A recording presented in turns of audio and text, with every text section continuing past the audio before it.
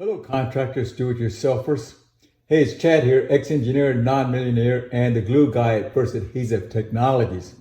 I've been going through a lot of video content regarding deck construction, and I must say there's some stunning craftsmanship. I also read some comments on these video contents, and some people ask, what is Joist Butyl Tape made out of? Well, it is comprised of three materials.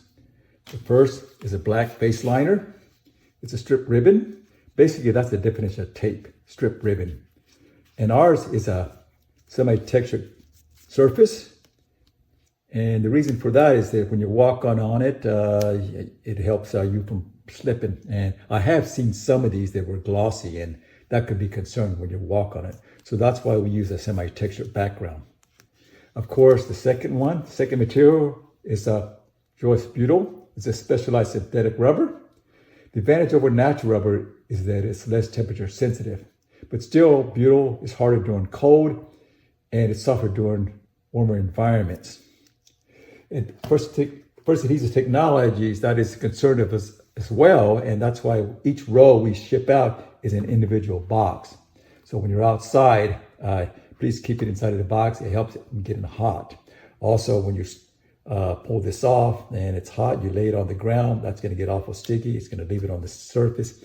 So let's say when you're putting this on there and you're going to lay it down, please put it back inside of the box. And the third, of course, is the release liner, which will help prevent the butyl from sticking together before application.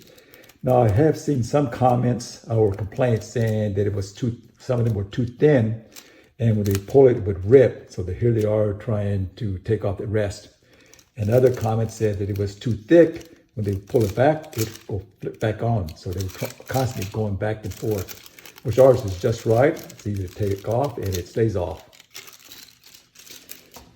So the facer and release liner are a way to transfer the butyl to the joist, either in the form of either a 1/5 inch or 2-inch width. Now, a little history about butyl. It has been around since 1937 in many applications, from roofing, also in gum.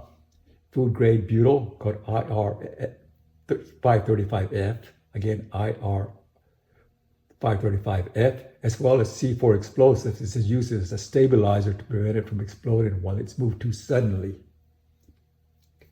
Before composite decks, both the decks and the joist took the responsibility of absorbing trapped water, and both rotted evenly, so the rot was easier to see as time goes by. So if the deck was rotten, you know the joist would be the same.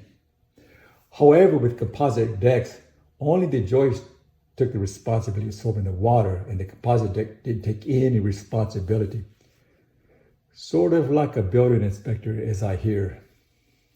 Although butyl does have some adhesive properties, it is only effective in sealing water when it's compressed by two surfaces. In this case, when the joist and the decking are mounted either by screw or nail, the compression keeps water out of the joist, basically like a gasket. Now, I have read some comments about wanting to have a wider tape to cover the sides of the joist as well. This may help as a water runoff, but wood does breathe, and this will put pressure on the butyl to lift.